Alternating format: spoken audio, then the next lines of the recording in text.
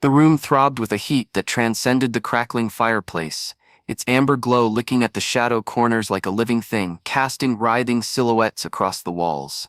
Elise's breath snagged in her chest, a jagged, shuddering gasp, as Caleb's hands, coarse, unsteady, hardened by years of defiance, slipped beneath the delicate silk of her blouse. His fingers traced the elegant arch of her spine with a fervor that mocked every venomous slur he'd ever hurled her way.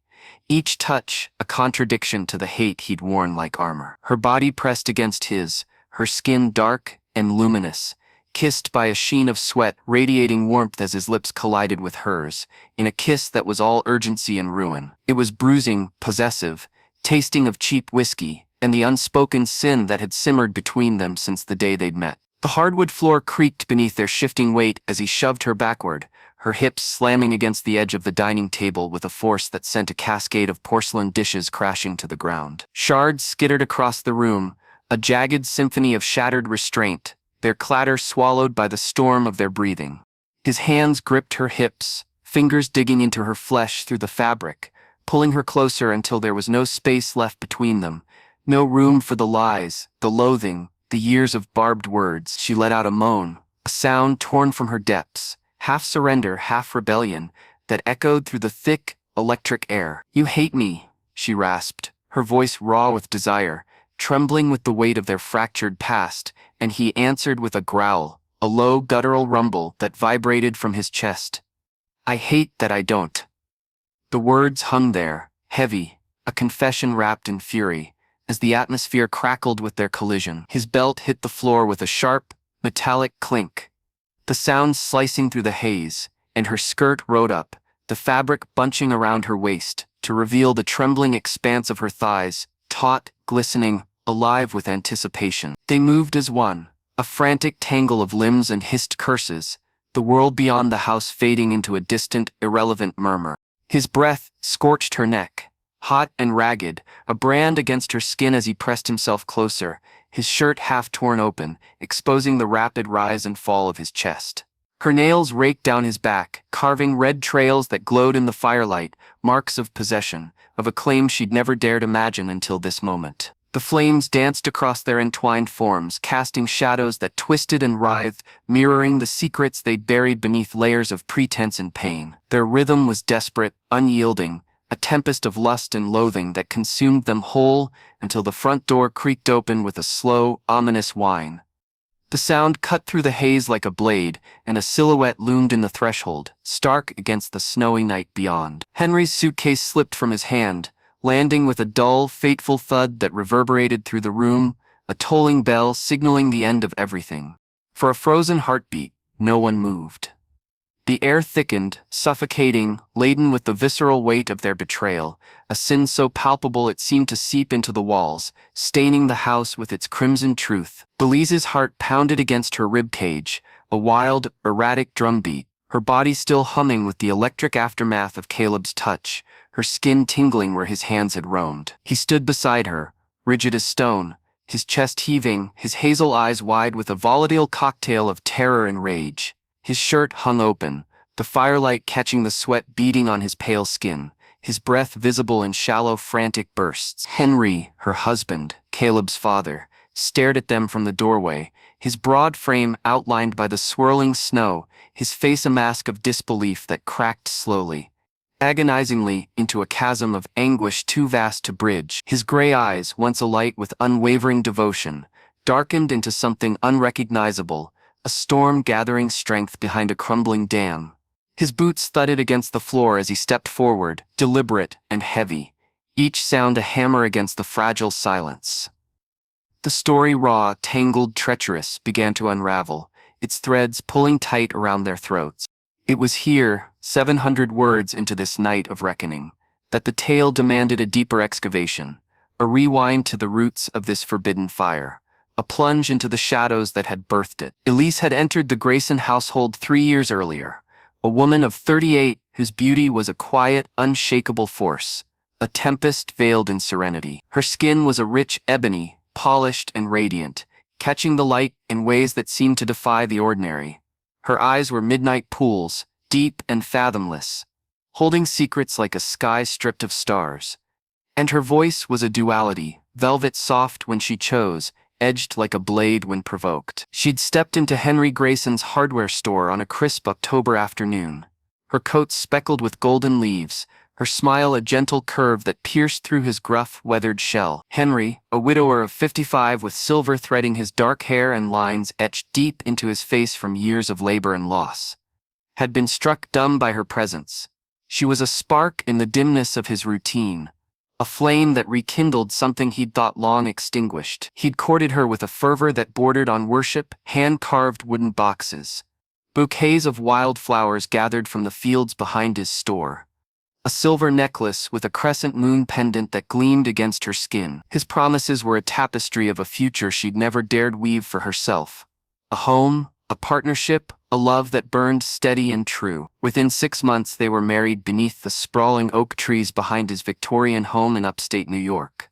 The autumn leaves crunching underfoot, the wind carrying their vows into the ether. Elise stepped into a life she hadn't foreseen, one shadowed by Caleb, Henry's son from his first marriage, a young man whose presence was as persistent and cutting as the winter gales that battered the house's old bones.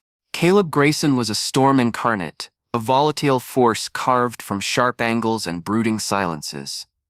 At 22, he was tall and lean, his frame wiry with a strength honed by years of restless rebellion. His sandy hair fell into his hazel eyes in a careless, tousled mess, and his skin, pale and freckled from summers spent under an unforgiving sun, bore the faint scars of a life lived hard.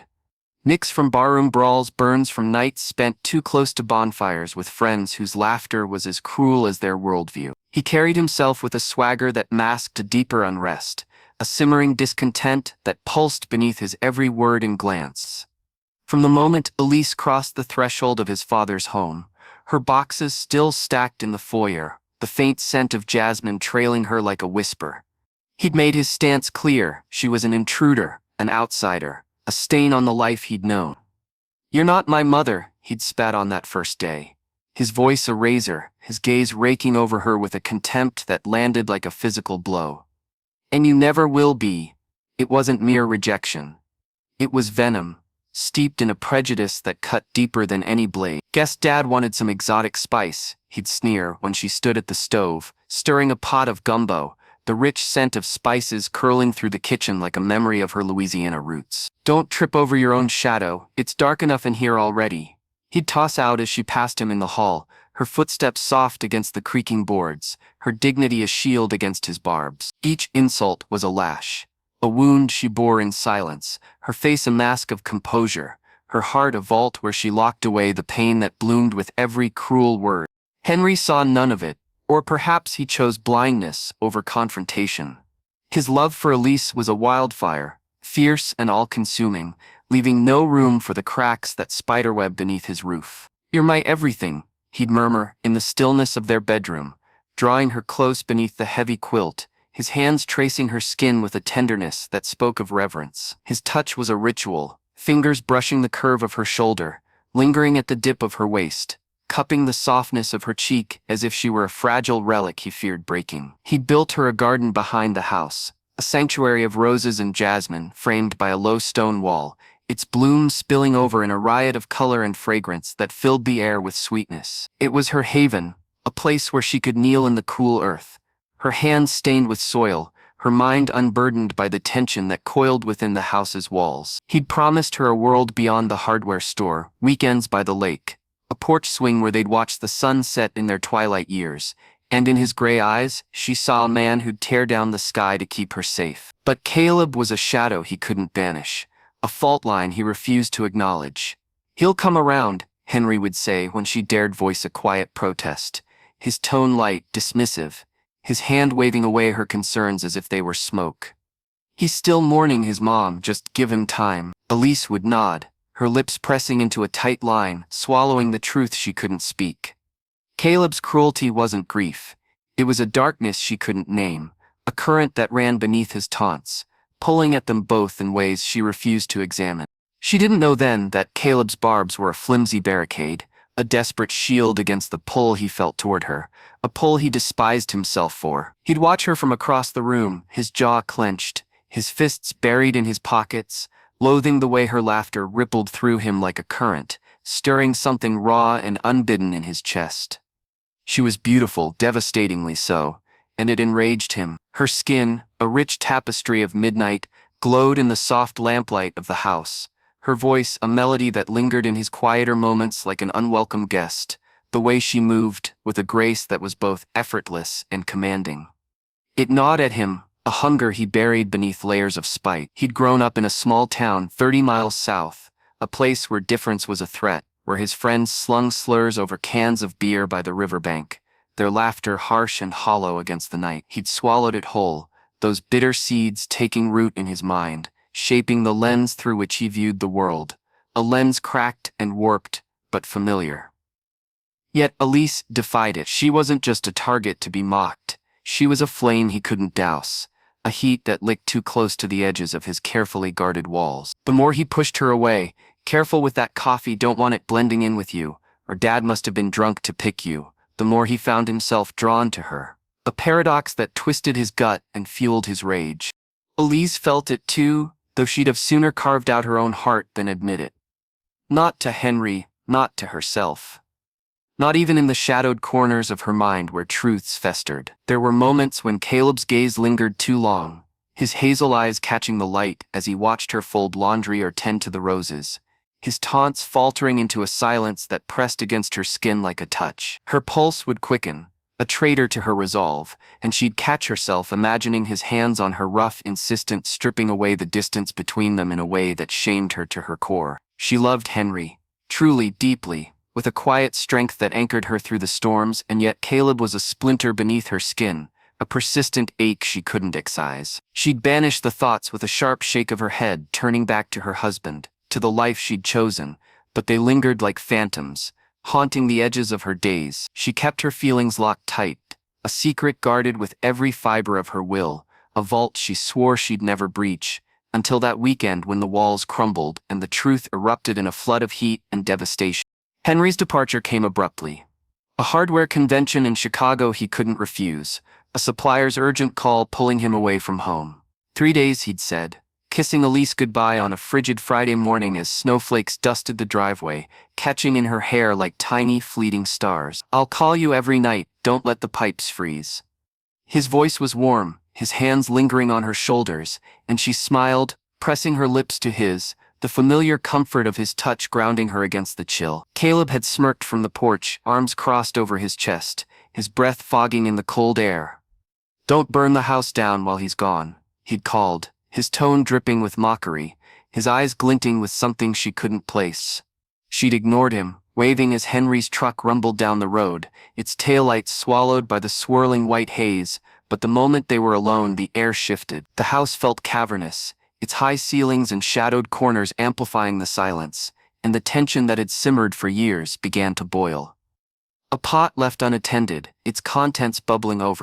It began with a fight, as their collisions always did, a spark igniting the dry tinder they'd stacked between them over countless barbed exchanges. Friday night descended, the snow falling thick and relentless outside, cloaking the world in a hush broken only by the wind rattling the windows like restless spirits. Caleb sprawled across the living room couch, a beer dangling lazily from his hand, the TV blaring a game show contestants, shouting over buzzers, their voices a grating intrusion against the stillness. Elise moved through the space, tidying with deliberate precision, her skirt brushing her knees as she bent to retrieve a stray sock he'd tossed aside. "Turn that down," she said, her tone sharp, her patience frayed after a day of his sidelong glances and muttered jabs. He didn't move, just grinned, slow, taunting curl of his lips that set her blood simmering. "What's the matter, princess? Too loud for your delicate ears?"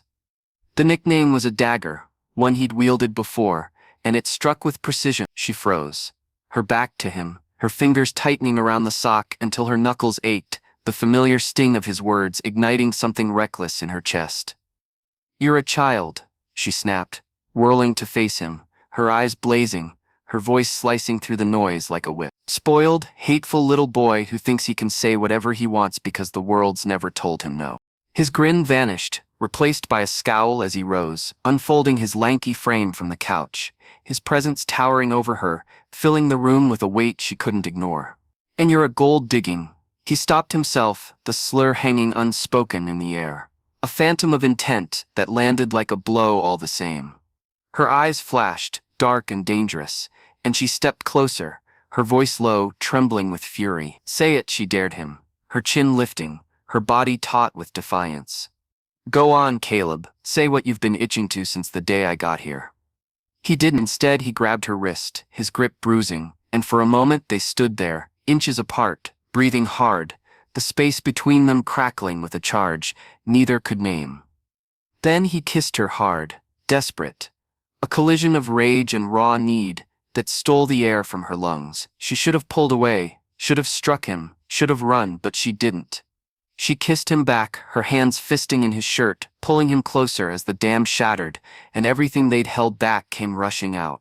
They stumbled through the house, a whirlwind of shed clothes and crashing bodies, his jacket hitting the floor, her blouse tearing at the seams, their footsteps a chaotic rhythm against the hardwood. They collided with walls, knocked over a lamp that flickered and died, their urgency a force unto itself.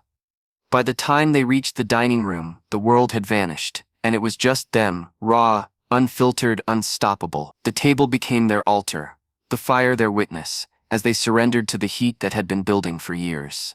His hands roamed her body, mapping every curve with a reverence that belied his earlier venom, while her fingers tangled in his hair, pulling him deeper into the abyss they'd created.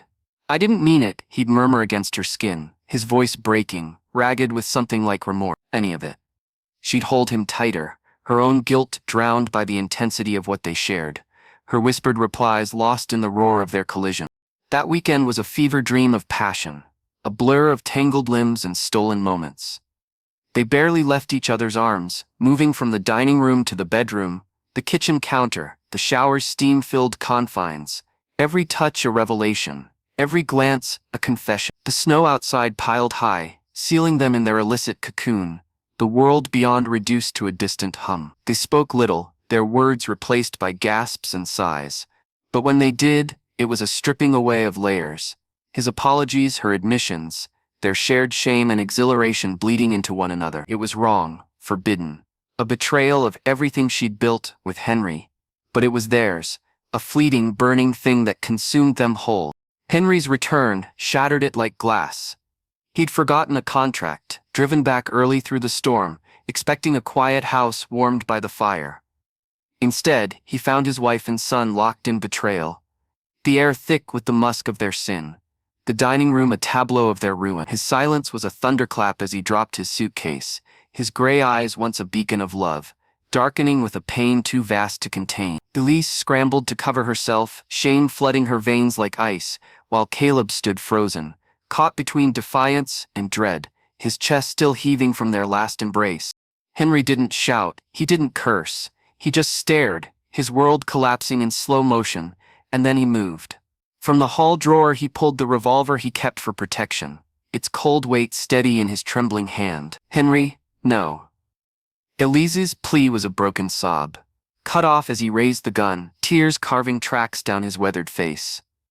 You were mine, he whispered, his voice a fractured thing, and pulled the trigger. The shot exploded through the room, a brutal punctuation, and Elise crumpled, blood pooling beneath her in a crimson tide as Caleb screamed, lunging too late to stop the inevitable. The aftermath was a storm of chaos and grief.